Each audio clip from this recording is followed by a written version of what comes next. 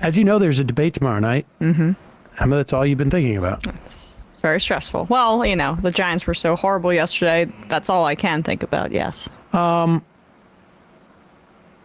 People, I mean, I'm not sure what the advice people would give to Kamala Harris. I mean, I think, like, just do a good job, you know, go after Trump. Don't take the bait where he tries to get in the muck, because she's going to try to bait him too, but they're aware of that, right? So they're in a bit of a standoff.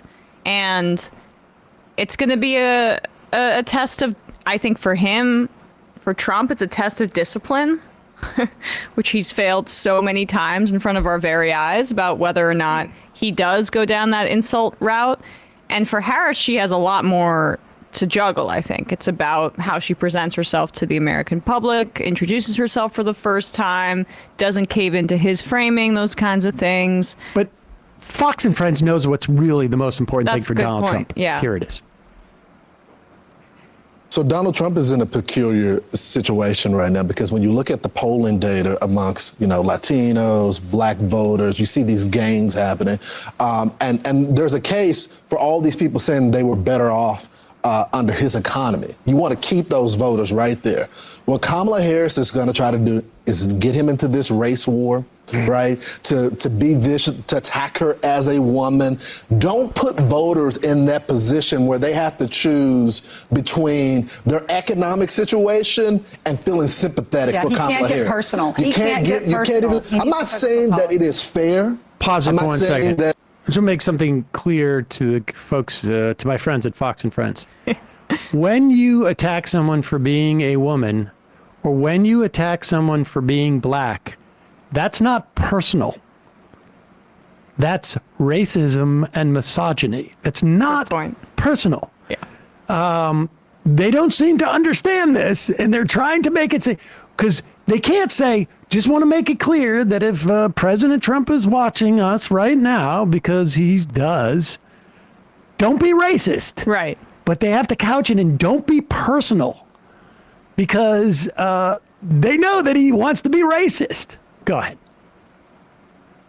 Personal. You can't get personal. I'm not saying that it is fair.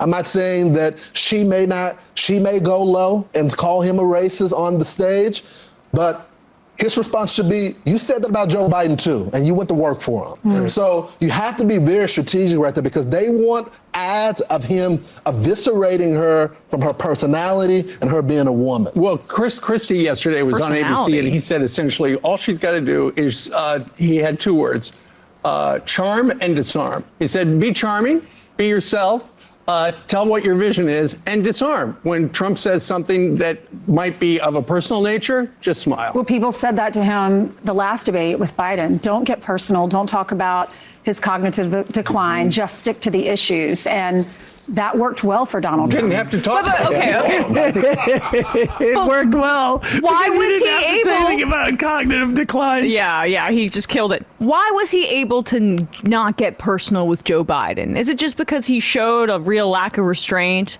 Or does it have something to do with Biden's gender and Biden's sexuality? I mean, oh my God. not Biden's sexuality. I can't believe you're going there, Emma. Sorry, Biden showed shade. Biden showed Yes. a restraint by Biden showed restraint by not being a woman and by not being black. That was very good of him. And made it easier for Trump not to get personal. Go ahead. Stick to the issues. And that worked well for Donald Trump. Didn't have to talk about it. We saw him. I think Chris Christie is one of the best debaters around, but I will say charm and disarm, that would be a win for Trump, and here's why. That means Trump just sits there and focuses on flip-flops and focuses on Afghanistan withdrawal, focuses on what his economy was, what he wants to do. And if they go back and forth and there's none of those moments of, excuse me, I'm talking, or him saying something disparaging like you were, now all of a sudden you're black and you weren't, if there's none of those moments, Trump, I think Trump is in a really good spot at the end. Well, if they have a conversation. The problem, though, Brian, is unlike Joe Biden, she is a skilled prosecutor. Yeah. And she's been putting people on the stand for years, for the majority of her career, and she's used to baiting people. And it's different than a debate. It is prying off of people's emotions to get confessions on the stand. And that's the part this is not a Joe Biden style debate where someone doesn't know where they're at. But she's fully aware where she is. She has to stand by her record, though. Her record says it all. Right. And here's the thing. Remember, she wound up as vice president because she was so good at debating Joe Biden. She put Joe Biden on the spot, reminded her, I was the little girl on the bus. Now, I'll tell you what's interesting here about this, too. And the clip's almost done here, right? They already know that she is not going to be able to do this based upon the rules of the debate. Yeah. There is no back and forth between them. It is all going to be questions from the moderators only. There's going to be no audience. The mics are muted, which the Trump people were relentlessly pursuing to protect their own candidate from himself. And honestly, from Harris being able to say, hey, dude, you just lied.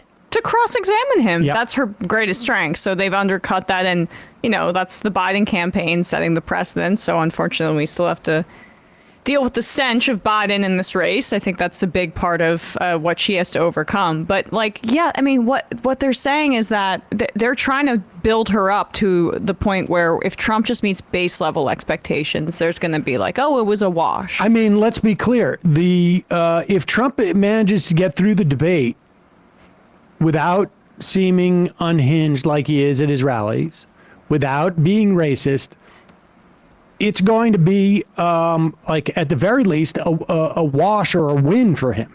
Yeah. So they've got to figure out. Harris has got to figure out how they actually engage Trump and not just allow him to have essentially some type of puff piece interview that he would have on Fox News. Yes. It'll be interesting to see if ABC is as nervous as CNN was about doing follow-up questions. Mm-hmm.